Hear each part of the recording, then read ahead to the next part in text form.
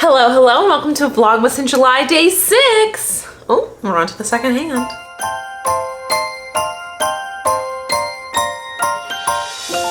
Yeah. I was posing for a thumbnail and I went like this and August went, Sorry, buddy. August is here eating lunch. But for today's vlog, I thought I would take the opportunity to go through everything I read in June. Cheers. Cheers. August likes to cheers before he takes a drink. Buckle up because it's quite a bit. Let's just go through everything and then, well, let's just go through everything. That's the best way to do it, I believe. And I think the easiest way to do this would be on my Goodreads. So let's see, in total, I read 31 books in June. I'm now realizing that means I read more than a book a day. And I know that might seem like a lot, but I'll just give my disclaimer. That is a lot. That is a lot. I'm not gonna sit here and pretend it's not that much. And, the reason I was able to read so much in June is a couple of reasons. One, we'll go through the books I read, but you will see that not a lot of them are very complicated reads.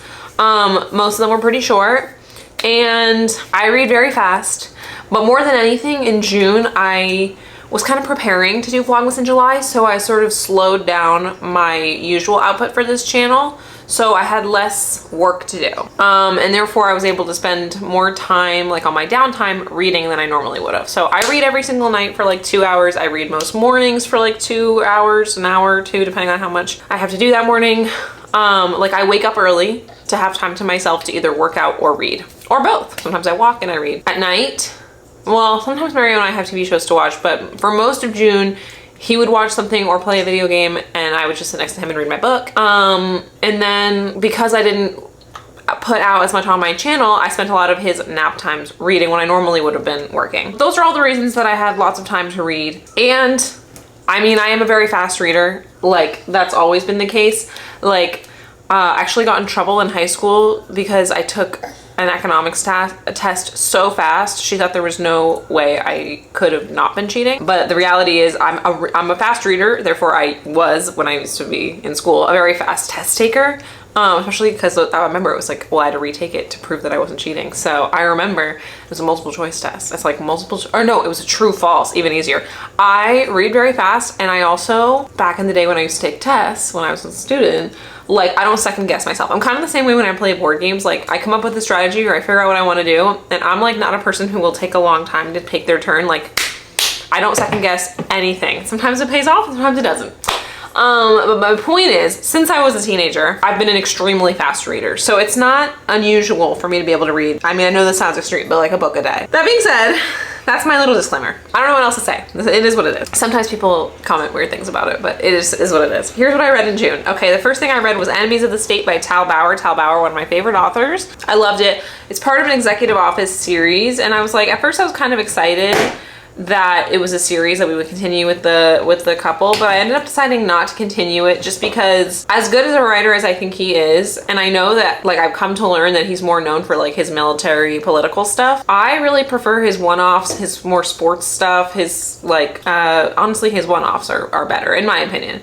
So I was just like, you know what, this was gonna be like a Bourne series kind of book series, and I just like the Bourne Identity movies, like that was the vibe, but with like gay guys. But I just was just like, you know what, the first one was great. I give it 5 stars, but I'm good. I want to move on to other stuff I have to read. The next book I read was We Could Be So Good by Cat Sebastian, a historical romance.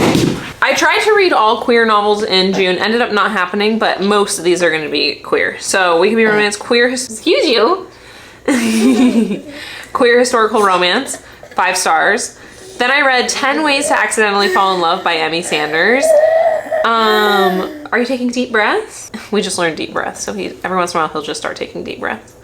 4 stars. The main character of this novel was so dumb, and it was meant to be written as a comedy, and I actually kind of still liked it, but it was like, I don't think Emmy Sanders writing is for me. Then I read How to Say I Do by Tal Bauer. This was another 5-star Tal Bauer. This is more like what I think I personally like about him.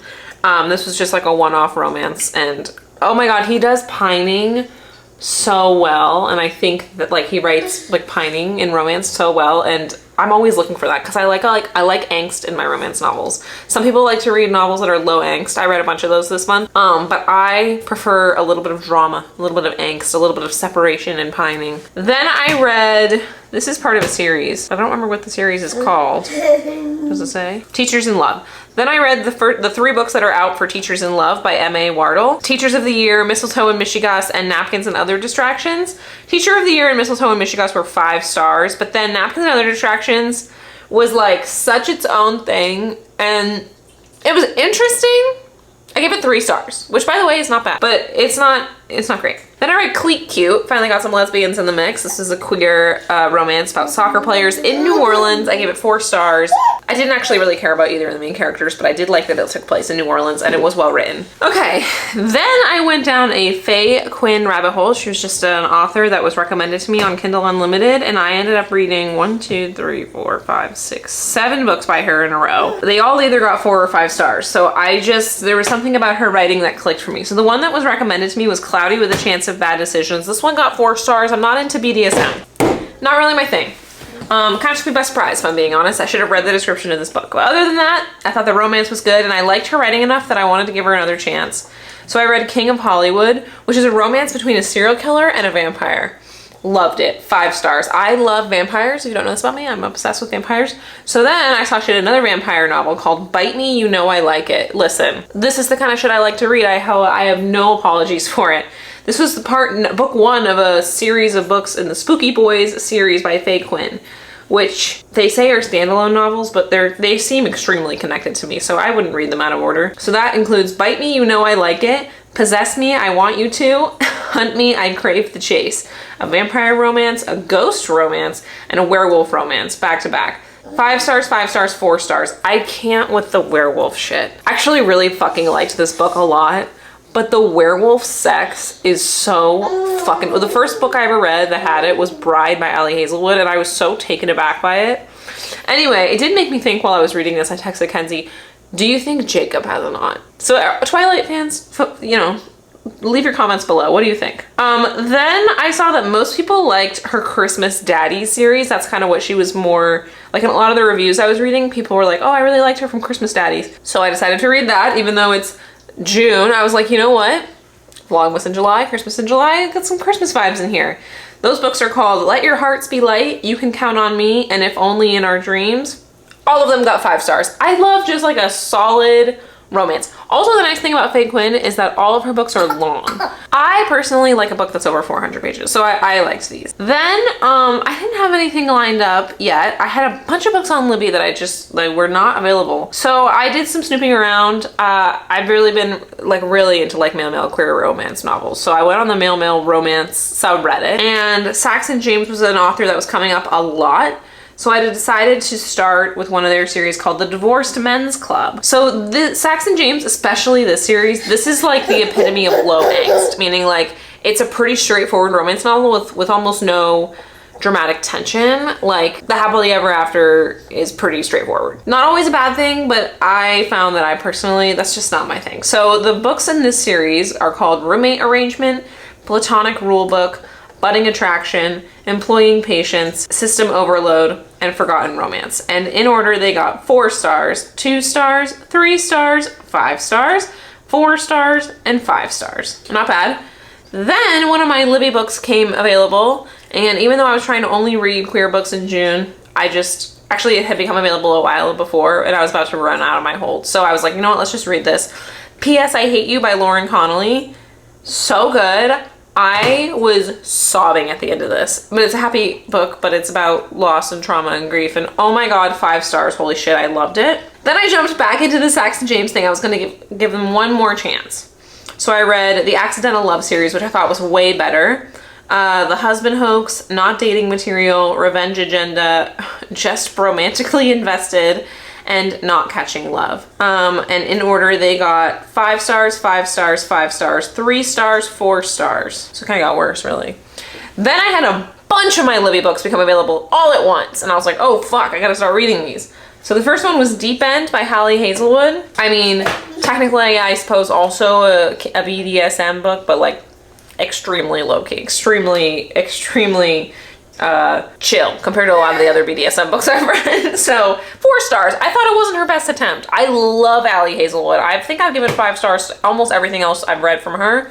except for Bride. But Deep End I thought was not one of her better showings. Still good though, 4 star. I mean, 4 stars good. Then I read Wild and Wrangled, which is the final book in the Rebel Blue Ranch series. I've been looking forward to this book for a long time. It's got one of my favorite tropes where the people were together when they were young in high school, and they separated and they got back together as adults. But I thought the first half of the book was super strong, and I thought it kind of fell apart in the second half, so I gave it 4 stars. Like by the midway point, I was like, this is a 5-star read. But then I just felt like the ending happened too fast, wasn't earned, I don't know. 4 stars. And then right under the wire on the last day of June, I read Great Big Beautiful Life by Emily Henry. I love everything I've read by Emily Henry, which is I think almost everything she's written. This book was no different, and holy crap, 5 stars. Another one of my favorites. I thought that she just did such a fantastic job. I loved the multiple stories. The romance was maybe a little too easy, but there was like a little bit of tension and angst, and also it wasn't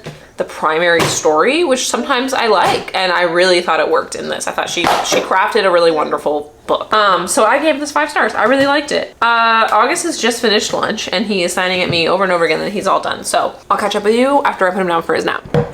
Okay, I'm back. And I have my Kindle. This is what I'm reading right now, by the way, Sunrise on the Reaping. And I can already tell I'm gonna be reading less in July, because normally I would have been done with this by now, but like today, for instance, I gotta work during his nap. Like I'm gonna finish filming this and then I gotta go work. And it's kind of the case, not just because of Vlogmas in July, but just in general. I have a couple extra clients this month, which I'm so excited about. But like my normal time when I would be reading, like even tonight, I'm planning on editing tonight instead of reading. So it's like, in general, my reading time is being cut maybe in half. So I plan on reading like half what we'll see. I have a huge TBR. But I am 66% of the way through Sunrise on the Reaping, and it's great. And it's so funny because coincidentally, Mario started watching the Hunger Games. So he's gonna start reading the actual Hunger Games soon, because he's never read them before. So it's kind of exciting. Anyway, that has something to do. That's what I'm reading in July. Let's talk about June. My favorite book, God, I don't know, a couple. Here are my favorites of the ones I read. How to Say I Do, Possess Me I Want You To, P.S. I Hate You, Great Big Beautiful Life. I would say those are my top 4. And then my least favorite book that I read last month, probably one of those Saxon James novels. Yeah, Platonic Rulebook was so boring. Yeah, I don't know. But in general, a good reading month. It's one of those things where like I feel that I'm reading fast, and I honestly attempt to slow myself down, especially if I'm really enjoying a book. Like I don't want to speed through it. I want to sit in it and enjoy it, but it is what it is. That being said, June was a great reading month, and as I said, I'm reading Sunrise on the Reaping. I've been waiting for months for these Ashley Herring Blake novels to be available to me on Libby. They've been on my Libby holds for months. So I'm waiting for Astrid Parker Doesn't Fall and Iris Kelly Doesn't Date. Hopefully those come through. That's what's on my Libby holds. Mostly I read Kindle Unlimited books because I'm like, well, I pay for it, I might as well read them. And there's a lot of great, like, I don't want to say crappy because I don't think they're crappy, but like smutty, I guess, romance novels. So I have 2 books by Lucky Heart. I have, what are they called? Cross the Line. No, I don't want to start them. Cross the Line and Make the Play, I think they're called. So those are on my TBR. Stirring Spurs by M.A. Wardle. It's a brand new M.A. Wardle book, just came out. I liked enough of their Teacher of the Year series that I'm down to read a cowboy book from them. And Chasing Riddick by Alexandra St. Pierre, just a highly recommended book in this sort of genre. And then I also had downloaded there's a Madigan Mountain series of queer novels that's written by a bunch of different authors that I like. One of which is Serena Bowen, A Little Too Late. I know that Rebecca Yarros also has a book in that series. So those are all the books that I have downloaded on my Kindle that I haven't read yet. So I guess that's my TBR for the month. And slash what I'm waiting for on Libby. And that is everything I read in June. And I also know this is like a little bit more of a niche interest for some people, but the people who love it, love it. And so I'm here to feed you, because reading is definitely one of my favorite hobbies. I would say like my hobbies are reading, playing board games, and like literally what else do I do? It used to be editing, but now that's my job. So nope, those are my 2 hobbies. Yoga, I guess. That's all I got for you. My day today is actually quite boring. We just obviously got finished with the morning. Went to play gym this morning.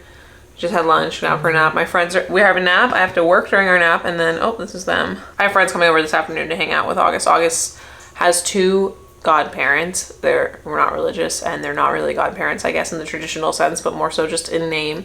And one of them wants to come over with his girlfriend and hang out. So they're gonna come over this afternoon. So anyway, my point is today, pretty typical day. I have to start some laundry here in a second, but I thought it would be a great day to sit down and finally go through our books. Also, by the way, if you're wondering where yesterday's video was, every Saturday video is for patrons only. So if you're interested in the Saturday videos, then you can join my Patreon. The link is always below. Thank you so much for watching.